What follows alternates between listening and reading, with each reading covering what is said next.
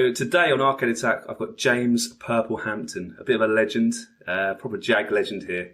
So thank you so much for being here, James. Really do appreciate this. Oh, thanks, Adrian. Thanks for the interest. Always up for talking about the Atari days. Can't wait. Before we talk about the Atari days, there's obviously quite a bit more to talk about before that. So the first question to get things moving, what are your earliest and fondest memories of playing games when growing up? So starting right back in the real, the first few days. Sure. Like a lot of people, that first time in junior high school when a friend of mine convinced me to slip out the back at school and head over to the arcade that opened a few blocks away, stepping into this darkened den full of stand-up, coin-up arcade games, hearing the signature warp sounds from the Defender machine, stepping up onto the battle zone, peering through the goggles while using the dual sticks to blast that crazy saucer that went racing by.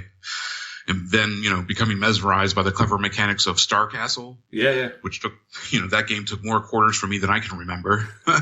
So that's one aspect of it. The other was probably beyond the arcade experience was founding a Dungeons and Dragons club in an old storage closet at school with friends. And that became the foundation for one of the first games I helped make, which was a sort of a live action version of Dawn of the Dead themed role-playing game that we sprung upon our D&D group, that we cobbled together using rules from other role-playing games like Champions and Car Wars to play. Nice one. That sounds really good. Oh, fair play. So starting making games when you were growing up. Brilliant. Yeah, we just always had an inclination. It was we loved to play them, like to build them, Fair play. Yeah, brilliant. How did you first get into the video game industry then? What was your first opportunity? It was a bit of a surprise. The 90s for me started off with a bang when, as a college student in Massachusetts, my house burned down and I lost almost everything I ever owned. So not long after, I kept having the same dream about driving west in a purple car. So I found a car, painted it purple, and got on the road to the West Coast. I landed in Marin County in the northern part of the Bay Area of California. And I responded to an anonymous ad in the local paper looking for people with experience playing computer games, which, of course, I had a lot. Yeah. When I got to the interview, I remember asking what was with all the Star Wars posters in the lobby, only to be told that I was interviewing at Lucasfilm Games, which was like a lifelong dream of mine come true. Kirk Ralston, the supervisor of the testing department, and who gave me my first break, really, he had lost my resume and decided to hire me on the spot anyways after we talked about all the different games and consoles available at the time. Oh, nice. I'm sorry about the house burning down, but blimey, it sounds like you took things in your own hands, basically, so fair play to you. Yeah, it was definitely one of the best and worst things that ever happened. Kind of strange, right? That's weird. I was going to ask really, really late on, actually, how you got your nickname Purple, but I think you've kind of explained it already, so fair play to you. There you go. Yeah. Yeah. Throwing up in a purple marbleized car does it for you, right? What colour was the car before you painted it purple? It was a blue Saab 99 GL. So you just freshen up a little bit. Nice. Yeah. So it was a fun ride. Made the going across country journey pretty exciting, actually. Sounds really good. The Secret Monkey Island probably is in my top 3 games of all time. I'd say I love it. It's such good memories for me. And I know you worked on it actually. So what was it like play testing this game? And did this early experience help you in your career later on? Oh, absolutely. I mean, when I started at Lucasfilm Games, just as Monkey Island was in its final beta test phase before release, it was my first exposure to crunch time. And my first day on the job was a Saturday testing session that included people from throughout the company who all gave up their weekend to play test the latest builds of the game. This was my first taste of what it took to actually get a game made and out the door into manufacturing, seeing firsthand the friction caused by the pressure to release the game in time for Christmas and the desire of the game development team to make it the best game possible. The charged atmosphere was both electric and exhausting, with the team working around the clock at times to make fixes and improvements before the game reached a gold master state and ready for release. This early experience emphasized how important the combined efforts of everyone throughout the company and their willingness to go above and beyond, giving up their nights and weekends, is what pushes the game to greatness. It is amazing, isn't it? It's talked about so much even today. I mean, have you played it recently, or? I played when they did the remastering, like on the PlayStation. It was great to see the art get that nice treatment to it. But but the mechanics staying the same. Who can, the sword fighting is still the sword fighting's part, right? Of course, yeah. One of my favorite parts of that game. Fair play. I've had the honour as well to speak to David Fox a few weeks back. He's been on one of our podcasts recently, and there's also we can name such other legends like Ron Gilbert, Gary Winnick. Did you actually work closely with them? I appreciate you in more the playtesting area, but did you work closely with those proper legends back in the day? Well, being in the testing department, you sort of have interactions with almost everyone throughout the company. The atmosphere at Lucasfilm Games during the time was sort of a creative chaos. It was a fun environment full of bright and talented people who all wanted the same thing, to make the best games possible, and who all were willing to go to that extra mile to get it there.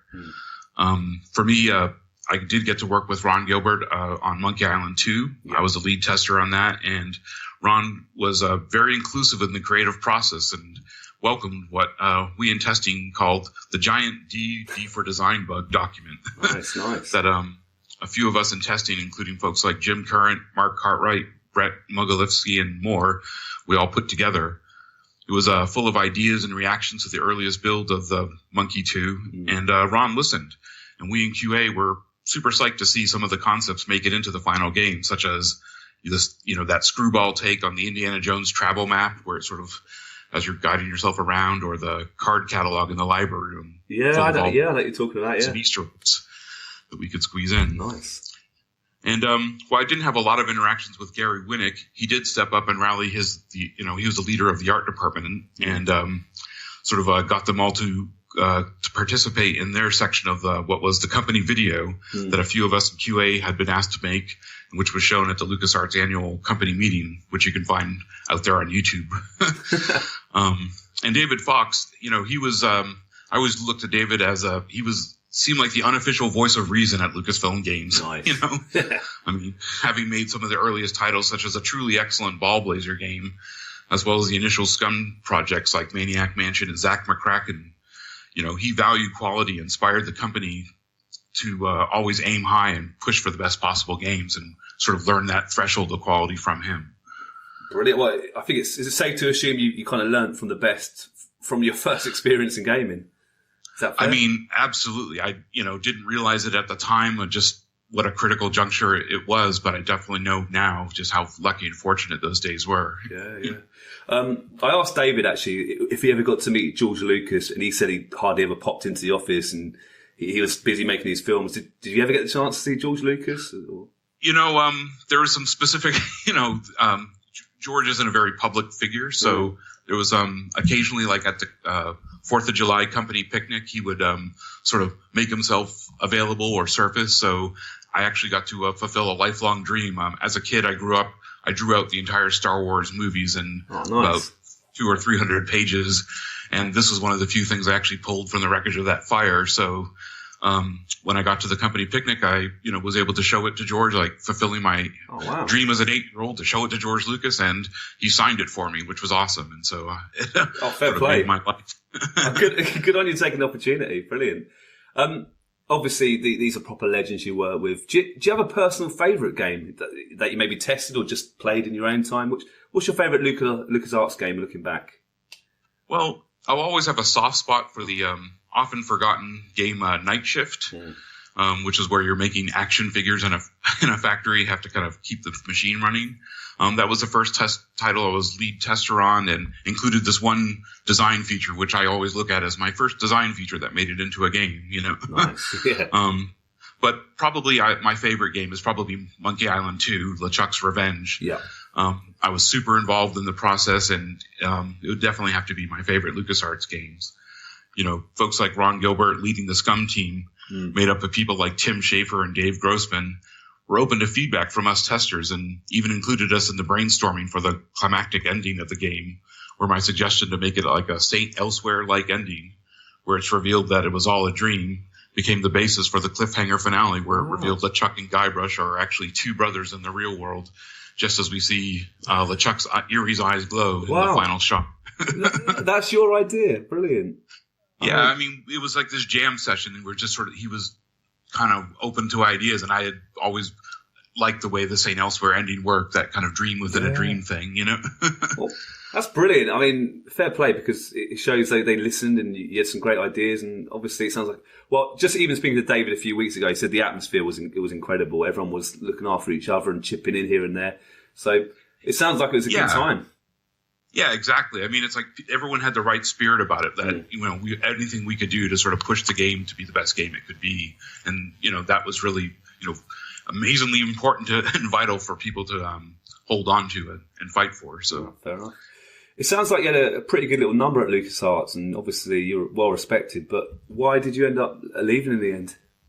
Well, just as as the experience was educational and sort of learning how games are made, it was also it was something that I would learn that happens all too frequently in the games business. Whereas after a massive amount of hiring and expansion, the company realizes its headcount is unsustainable and has a massive layoff. So in this instance, almost half the company got laid off as it was transitioning from the sort of George Lucas-funded Lucasfilm Games division into the self-sustaining LucasArts company, which was a self-running entity outside of Lucasfilm altogether.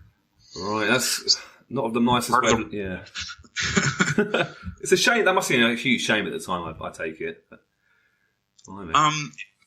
It was sort of a shock, but it's like, again, sort of prepared me for my rest of my time in the games business, which is, it's sort of it's an industry that has its highs and lows, and you have to sort of learn to ride the ride.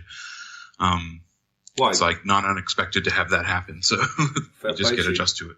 Well, yeah, you obviously dust yourself down, and I assume you moved on from quality assurance and game testing to actually producing games. Was that the next step, and how would you describe those two roles? How do they differ from each other? So when I moved from QA to producing, I did so with a little help from my friends. After the LucasArts layoff, my friend Terry Bratcher, who I met at Lucasfilm, helped me keep me going in the Bay Area with getting me some work painting apartments through his wife's business, which was kind of keep the wheels going. And during this time, another friend of mine who I also worked at Lucasfilm, Brandy Wilson, put me in touch with Mitzi McGilray, who worked as a producer at Maxis in the East Bay. They're the SimCity people. Yeah. I was able to get a job at the Maxis QA department, and even though I was only there for 6 months, I got to meet people like Carter Lipscomb, who had become my longtime friend, and had regular lunches at this place called Millie's, a nearby diner with people like Will Wright, who was eager to talk about his Dollhouse project, which would eventually become The Sims. Yeah, I mean, a legendary game, yeah. Yeah, and while I was at Maxis, I got a phone call from, again, my friend Brandy again, and she put me in touch with her sister Lori, who worked in the business department at the Atari Corporation. They were looking for producers for a new game console under development, which I would learn to become the Jaguar. Yep. And she took my resume over to the development team, and after a few interviews, I got hired into my first producer job. Nice. So, starting in QA afforded me a perspective into all aspects of the game development process. As a tester, we regularly interacted with the programmers, the artists, sound designers, folks from the marketing and legal department. And this provided a pretty solid background to understand the process of how a game is made start to finish. As a producer, your job is to become the champion and a leader of the game, making sure the resources, manpower, time, budget, money are allocated and available, all while pushing the creative side to ensure it can be the best game possible. As a person who started as a tester at Lucasfilm, I learned how important it is to set the bar high and strive to maintain a gold standard of quality for games. Yeah. And as a producer, I was able to build on this background and directly apply those standards to the projects in every stage of development. Fair play to you. Fair play. What was it like working during the company, during Atari, during those early Jag years? I imagine it was, especially during the early years, pretty innovative and really ambitious. Creative chaos rules the roost in the games business, and this another flavor of chaos ruled the days at Atari during those early Jaguar years. When I first arrived at Atari, the company seemed to be at a crossroads. It was trying to reconcile its legacy as the company behind the first wildly successful game console, the original 2600 or VCS as you know it. Yeah. And at the same time, it was a company that needed to learn new ways of doing things in order to be current or match the current generation of gaming. When I started working there, it was just after the Atari office in Chicago was closed down, and all of the half-finished projects, primarily Lynx games, needed to be completed. and this was going on while the Jaguar hardware itself was being developed. Yeah. There were quite a few people at Atari that still remember the days of huge selling games that were built by 1 or 2 man development teams. And I recall meeting with Atari's president Sam Tramiel and describing just how many people worked on Monkey Island 2, for example, at LucasArts. And he couldn't fathom just how it was possible, how a game with that many people and a production budget could ever be profitable. And that always captures like what I consider to be the fatal gap in the thinking. It was this kind of thinking that was responsible for the strategy for the Jaguar's initial launch titles, where there was this idea that as there were 4 programmers in the internal Jaguar game development team, they would be able to get 4 games made in less than 6 months on an untested console system that had very little in the way of support tools for the coders. So, of course, this is a terribly unrealistic approach, and it wasn't long before those 4 titles became 2 as we cut back the resources and threw them at the remaining games. But it was still a little too little too late in some ways. Just hearing that answer, then you can kind of get a reason probably why the Jaguar, even though I love the Jaguar, it's one of my favourite consoles, but you can see even then maybe the philosophy wasn't quite right. Yeah, I mean, as I said, it seemed to be struggling between 2 timelines, right? Like there were literally people there who were still around from the original days, and their thought was, it takes a single person can make an entire title, and they can do it in less than 6 months, which was perhaps true in the 70s, but certainly not in the 90s. Fair play. Yeah, and obviously I think you coming in shook him a little bit and hopefully pushed him in the right direction.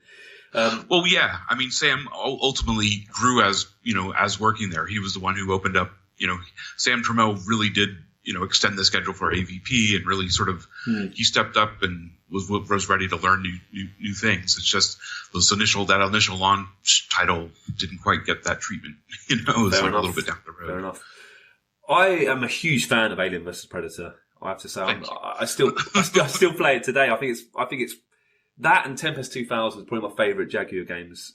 I go back to them often. So in my view, you helped produce one of the, or if not the best title in the Jag. I mean, how did this opportunity first come up? And was obviously I heard rumours. You can correct me if I'm wrong, but was it initially supposed to be a launch title for the Jaguar? No, Alien vs Predator was never meant to be a launch title.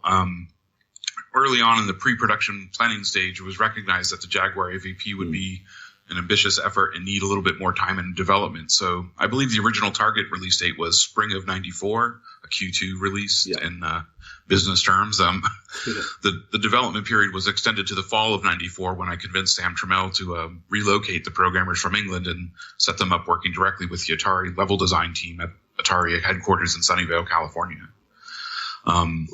The Atari Alien vs. Predator game itself began as a title the Chicago office of Atari had been started, and they recruited UK-based development studio Images Studio, which was run by Carl Jeffries, and they developed the initial handheld Lynx version of the game. The AVP license itself had been acquired through Activision, and originally the game was supposed to be a simple port of the Super Nintendo version, which was based on the Alien vs. Predator arcade game where you sort of play a predator side-scrolling punching out aliens or something. Good game. It's a good game, to be fair. Decent game, but we thought we could improve upon it. And when Atari shut down their Chicago office and AVP got assigned to me as one of the first projects I've to work on when I started at Atari in the fall of '92. And when I took the project over, all development had stopped by that point. And I was left to kind of scour the Atari internal BBS boards to find the most recent Lynx ROM files that had been uploaded. And the Images Lynx development team had built an initial demo prototype, which I think still floats around the internet to this day. And you were able to play as to let players as a colonial marine or a predator. The design didn't include the alien as a playable character, a detail that I was able to get changed when we at Atari submitted a new proposal to Activision and 20th Century Fox for the Jaguar version. Yeah, good on you. And I was able to sell that idea. The original design docs for the Lynx AVP had featured a number of characters and locations named in the Alien vs. Predator comic book series that was published by Dark Horse Comics. And I used that. We didn't have a licensing agreement with Dark Horse, and I was able to use that as a reason to justify our submission of a new design plan for the upcoming Jaguar version. The updated design pitched to 20th Century Fox identified the Jaguar title as a first-person shooter because we're all playing, games like Wolfenstein and Doom at the time. We were pretty inspired, and included the ability, the notion that we wanted to play all three sides: the Alien, the Predator, and the Marine. And when I began at Atari, they were starting to ramp up the external Jaguar game development efforts, and AVP was identified early on as a project that would end up eventually be contracted out to Rebellion Development in Oxford, in the UK.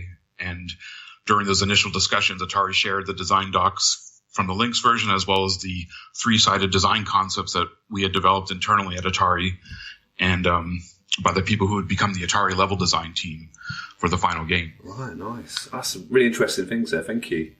I remember growing up and I saw early screenshots, and it seemed like a game. Just looking at the screenshots, that was different. It stood out from what's currently out there. I know, obviously, Doom and Wolfenstein were huge at the time, but this just looked amazing, almost like playing like a movie. Did you know that was going to be something quite special from early on? And can you run through how this game was produced quickly? Yeah, I mean, we all loved Alien and Predator movies, and we all believed we wanted do right by those characters. So we were kind of taking it from we as fans. This is what we as fans would love to see, and we all sort of treated it as a special opportunity to really kind of get it right, if you will. Yeah. And we sort of had that attitude through every stage. I will say the screenshots of the Alien versus Predator.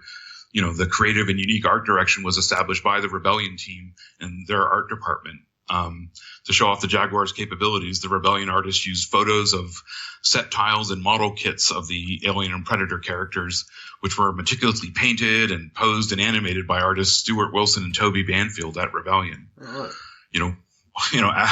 Just a funny story that goes with it. One of those, we actually used the model resin kits that were available for, and one of those model kits was so hard to get that we actually had to smuggle it into the UK. Really? The Alien character, famously created by the controversial artist H.R. Giger, featured enough questionable material, I guess, for UK customs that it prevented a model kit of the Alien Queen several times from entering into the UK. So I literally actually had to purchase one in the States and hand carry it in my carry-on luggage to get it to the UK and into Oxford in time. I thought you got a few looks, I'm sure, carrying that through. It was odd. It was funny, but hey, again, that spirit of whatever it takes to get the job done, right? Yeah. Did you mainly work in the game in England then, or was it obviously it's a joint sort of thing? Was it England or America? Where were you working mainly in the game? Well, at that time, the primary development was still focused in Oxford. Yeah. In fact, the extra, the process of working with Rebellion, we realized at one point that we needed to extend the schedule and sort of stretch it out. The development contract that Atari first made with Rebellion, for the AVP Jaguar, well, let's say it was underfunded. I wasn't privy to the original negotiations, right. During the course of the original development cycle, it took far longer than the contract's original milestone dates allowed. So this caused many issues, including a critical problem brought up to me by the AVP programmers from Rebellion, Andrew Whitaker and Mike Beaton, who both told me in the spring of '94 that they weren't getting paid by Rebellion because the original contract budget had been spent. So the game was at an alpha stage at this point, not really ready for release, even though the release date was supposed to be spring of '94. And it included sort of the first, like a working random generated first person engine that kind of featured most of the in-game art created by Toby and Stewart at Rebellion. Getting Mike Beaton and Andrew Whitaker paid by Atari was one of the many issues that got ironed out when Sam Tremell, the president, agreed to my proposal to extend the development timeline, bring the team, bring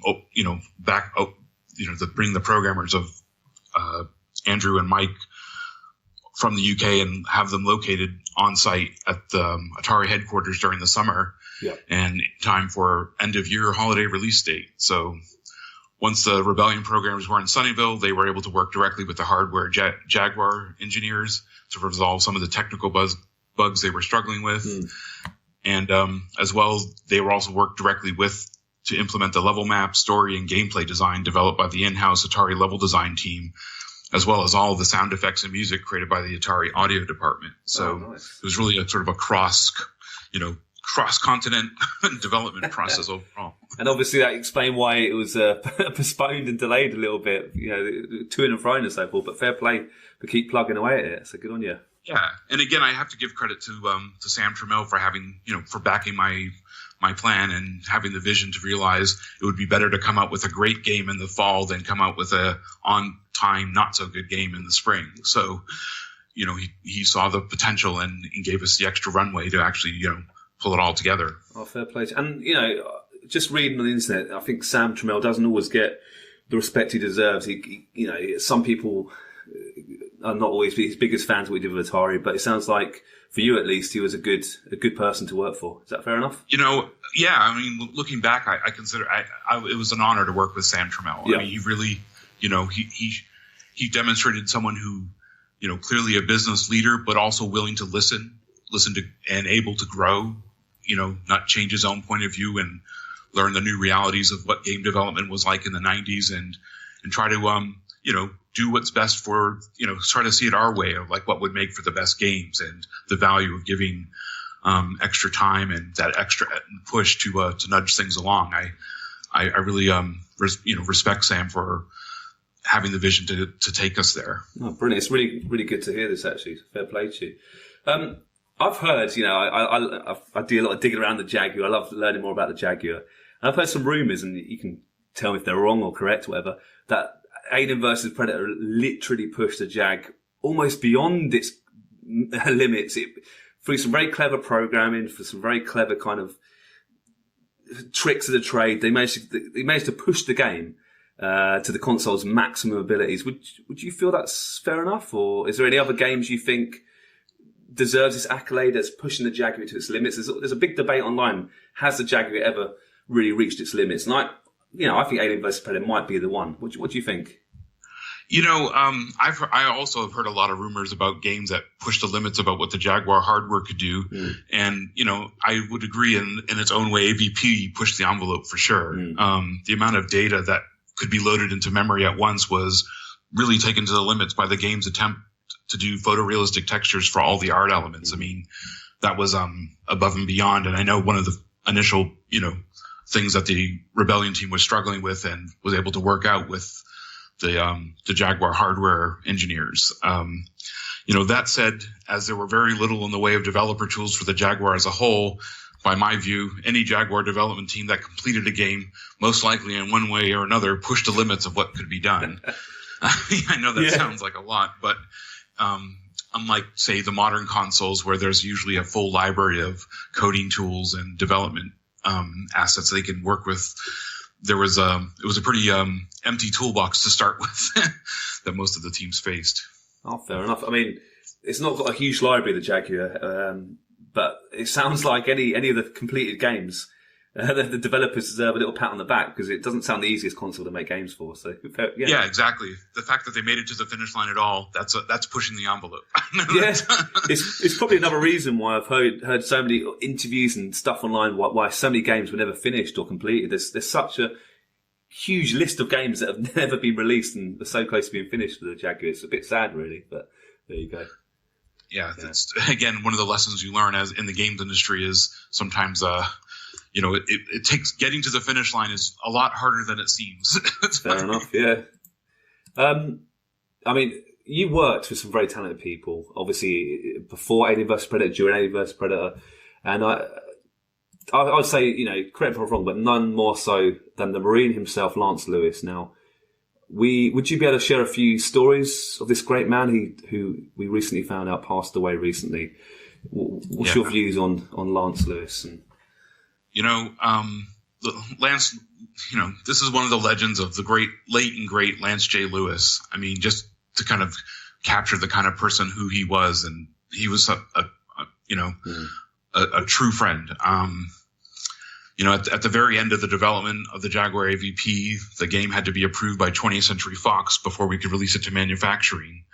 And our contact and account manager at Fox in the licensing department was about to travel out of the country for almost a month. So we had this very narrow window to gain his stamp of approval. Mm.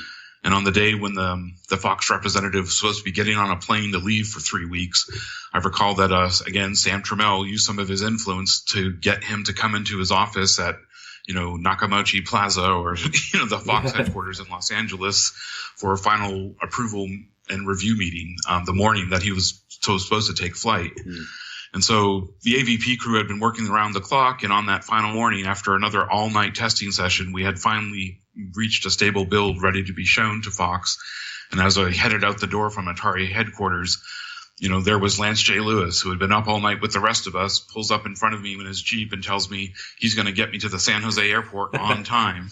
Yeah. We had so little time to get there. So I will never forget zooming down like the 101 as the sun was rising up on Silicon Valley on this hot August day and believing it when he looked me in the eye and said, Lance told me we're going to make it just in time, It was this kind of, his kind of positive energy, this can-do attitude in the face of the impossible odds that Lance always seemed to have ready to share with people. He stepped it up. He, along with his fellow testers, become the level design team for AVP, transferring from a tester to a level designer. Mm. And he always had something extra to add, whether it was working up the complete walkthrough with strategies to complete the game or preparing a detailed level designs worked up on pencil and graph paper. Lance did what it took not to only get it done, but get it done well. After I left Atari, I would go on to work with him at Rocket Science Games as well as Cyclone Studios, where really his wisdom helped guide me to work habits that let me, leave the work stress at the office so you can balance it out and have a life at home. I mean, he really had this wise Zen way of looking at things, and I learned a lot from him, Lance J. Lewis was the kind of guy you knew had your back, smart, creative, funny, and wise beyond his years. He's going to be missed. That's a really lovely, I think you've given a good tribute there, James. I know it's not easy, is it? Because, he sounds like a friend of yours and you go way back. So I do really appreciate you talking about Lance, and, I'm sure he would appreciate your kind words. So fair play to you. Yeah, it was just a bit of a shock. Yeah. Thanks for letting me say something about it. I appreciate you saying that. We've recently had Dan McNamee, hopefully I'm pronouncing that correctly. I've had an interview with him online, and he provided some great stories, and he's tested loads of games for Atari, and he was a massive fan of Alien vs Predator, and apparently he provided the sound of humans being impregnated by recording himself eating an apple. I mean, that's a great little fact. I mean, do you have any other interesting pieces of trivia or Easter eggs you'd be happy to share? I mean, Dan McNamee was definitely one of the dedicated people at the Atari testing department that rose up and did what it took to, and he spent many a night and weekends with us on the AVP crew, making AVP the best it could be. Yeah. I do remember that, the Apple part too. I suppose another bit of trivia for AVP might be the voice of the computer that as the Marine that you navigated to, that you found throughout the base. The voice was done by Sandra Miller, who worked at Atari and happened to be married to Richard Miller, one of the Jaguar's primary hardware engineers and designers. And while meeting, one day I was meeting with the Atari audio manager, James Grunke, and I remember us hearing Sandra speaking with someone in the hallways as they walked by, and we immediately had the same idea that her British accent would just be perfect for the game, and we sort of pulled her in and enlisted it right on the spot. And that was, that kind of detail is sort of the fun stories I'm sort of starting to compile for this book that I'm getting ready to write. Oh, nice. So. I'll talk to you more about the book later, I'm sure. Brilliant. That's a great little fact. Is she credited in the game, or is it? Yeah, we included her. It's just that the knowledge that, it was cool that, she was, bright and smart on her own, but also happened to be married to the primary Jaguar, sort of one of the Jaguar's founding fathers, right? As the primary technical director. Oh, that's a great fact. Thanks for sharing that. I love that. Alien vs Predator, I mean, you can play 3 characters, which I think just gives the game such good playability and longevity. Do you have a preferred character to play? How would you reflect back, looking back at such an iconic game? I will always love the story arc the Marine play, the Marine game had. Yeah. But I personally was fond of playing as the alien, actually. I really liked the unique sort of infect your enemies to stay alive strategy that it was kind of a fun way to make for both a different kind of play experience from the other two characters, and really stayed true to the idea of being an alien hive mind and that kind of strange, save the, we're all one. No, it's good. It's so different, so original at the time, so it stood out a bit. No, I agree. I love all the three. I'd probably sway just personally towards the Marine story for myself, but I love playing around. We're putting the three different things in the control pad, the different inlays. It's absolutely incredible. I think it's the only Jaguar game with three separate inlays, isn't it? I think. Yeah, and I just like the idea of a three-sided game. Like, who are we to say, like, to the aliens, the Marine's the bad guy, right? To the Predator, it's like, I like that aspect of seeing things from other people's point of view and getting to kind of play around with that. So. That's right. Yeah, you could almost release three separate games, couldn't you? But I think, again, that speaks about the ambition of the game to cram it all in one cartridge, so fair play to you. Yeah, exactly. Yeah. And again, Samtrells was the one at the last minute he extended the memory budget for the cartridge, so we were able to add all the layers of sound and audio.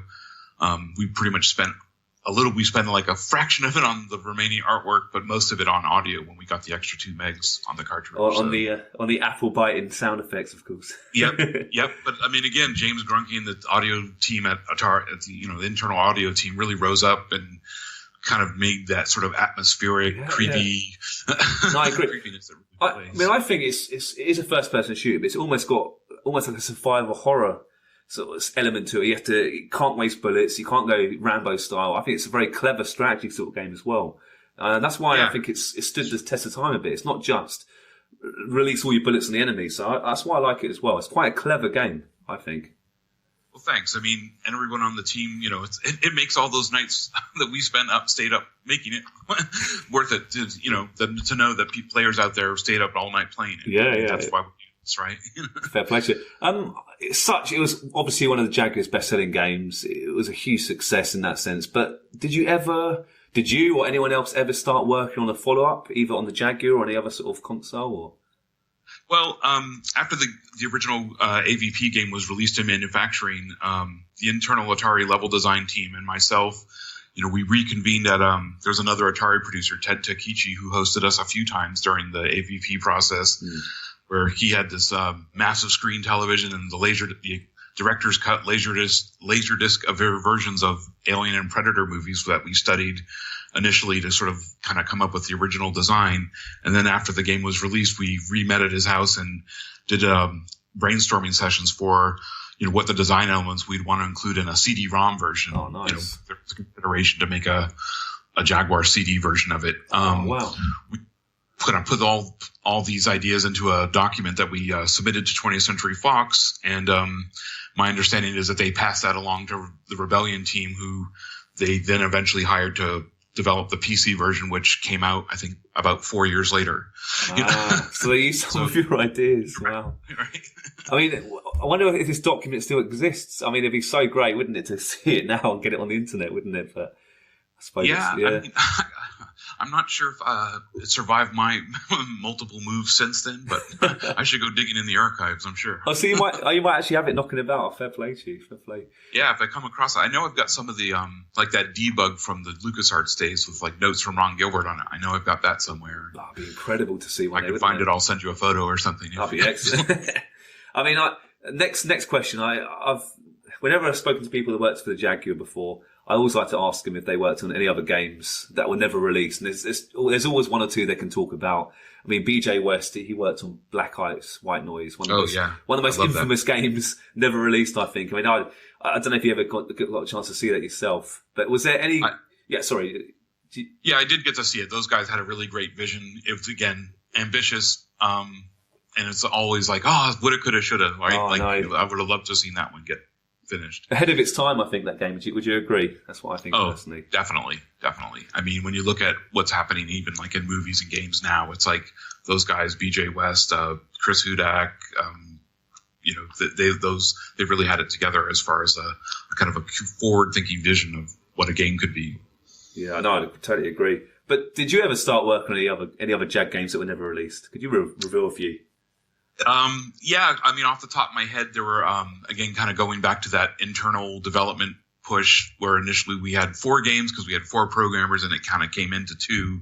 The 2 that got cut, one was sort of a side-scrolling adventure shooter in the vein of Metroid that we were calling Space Pirate at the time.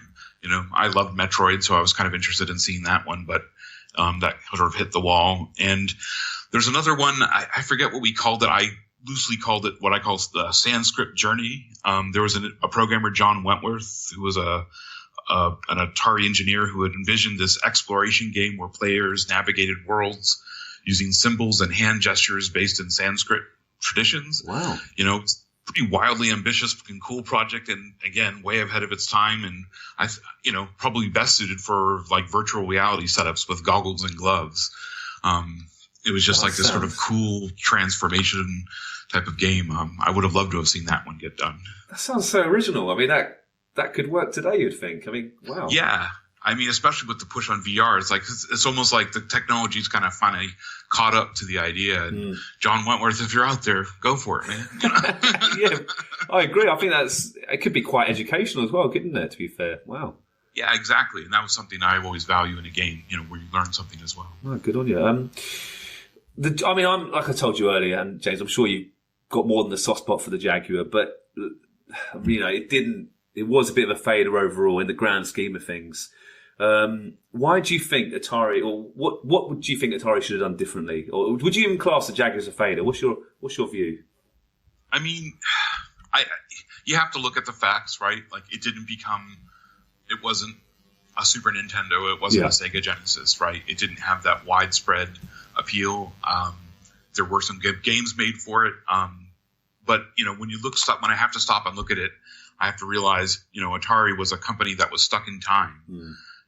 I think after it reached, the stellar heights of the 2600 days, it resisted the realities of making more complex games for systems that were so much more capable. There was a disconnect in the philosophy at at Atari that influenced those decisions early on that sort of set it on its path to demise. I hate to say it. There was a lack of programming and engineering tools or resources for developers to build from. So almost everyone was starting from scratch with on untested systems, sometimes still in development.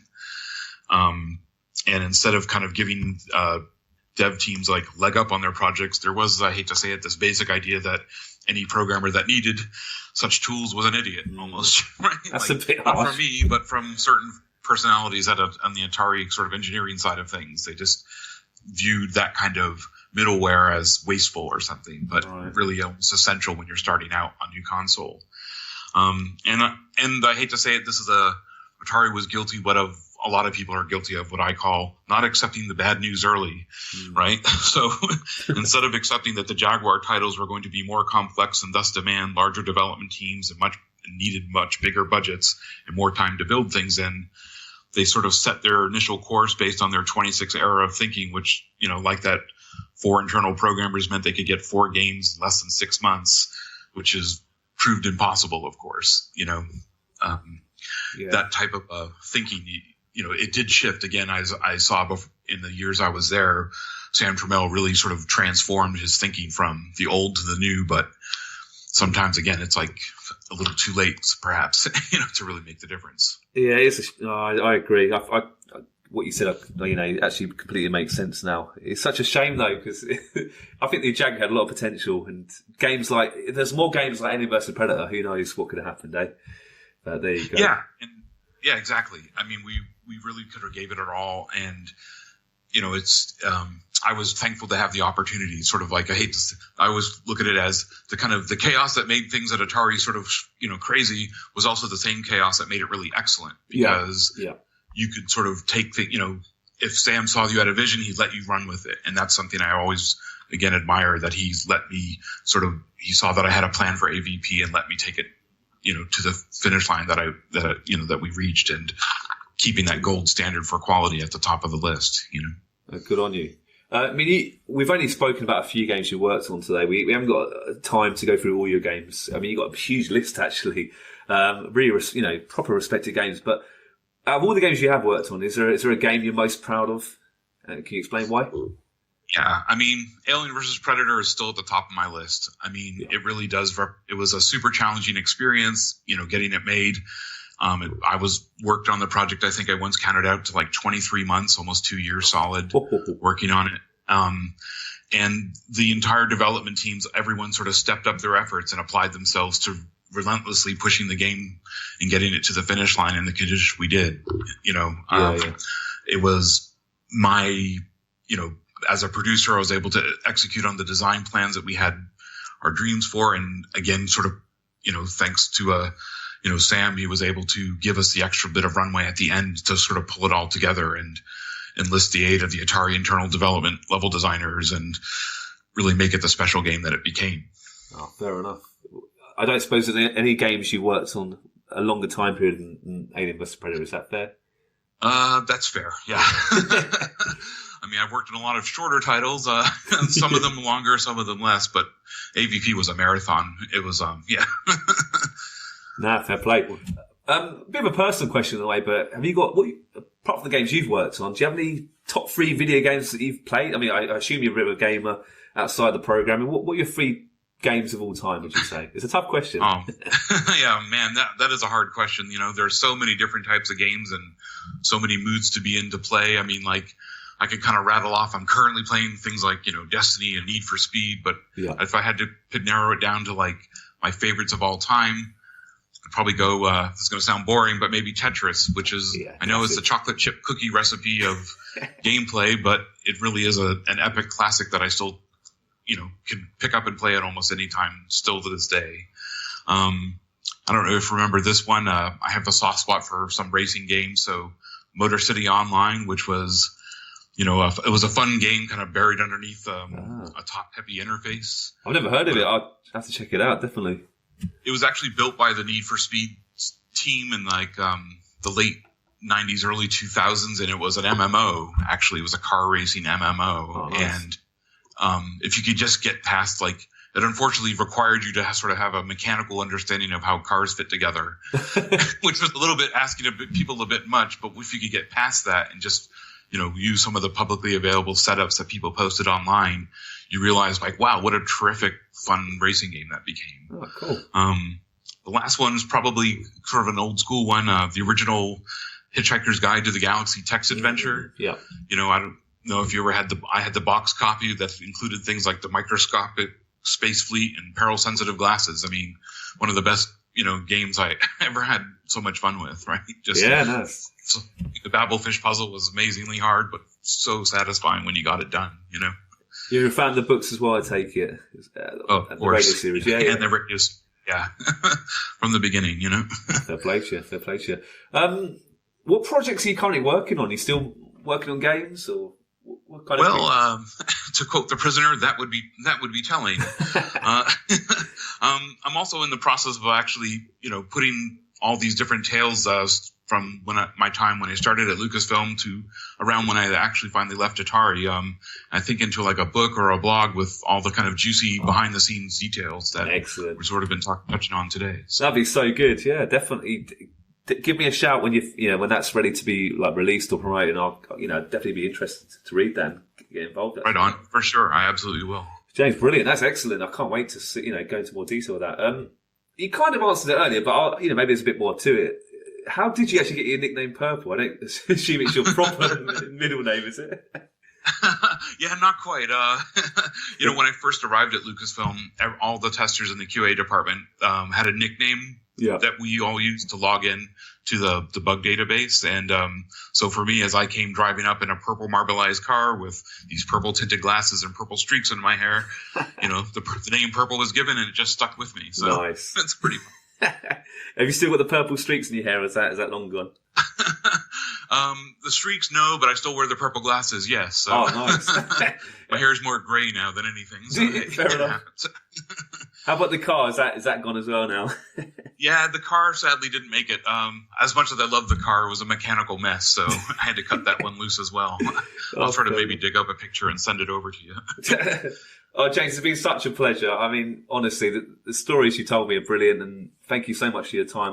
I've got one more final question just before we say goodbye. We ask all our guests, we ask all the people we interview, but it's a bit of a weird question. If you could go for a drink or hang out with with a video game character, who would you choose and why? Oh man, that's another tough one. Because of course there's that kind of like, buy that guy a beer factor, for heroes like, Seamus from Metroid or even Mario even. But then there's that sort of side where it's like, instead, let's go out for grog with that saucy pirate. Would have to be the saucy pirate Risky Boots, the main villain character from the game Shantae. Yeah. It's an original side-scroller game made by one of my favorite developers in the business, the nice and smart people at Way Forward. So, nice. Risky Boots, let's go for some grog, baby. I'll join you for some grog, definitely, Monkey Island style. Exactly. James, it's been a real honour, and I know our fans are going to love it, and I'd really appreciate your time today. It's been a real pleasure. So thank you so much. Oh, well, thanks for your interest, and it's been great talking with you. It's been fun to sort of shake out the dust from the memory banks and get this stuff out of the system and get it down on paper. So that's why I want to get this book sort of underway. Yeah. Please keep us in the loop, because I definitely want to get a copy for myself, and I know other people will be very interested. So nice one, James.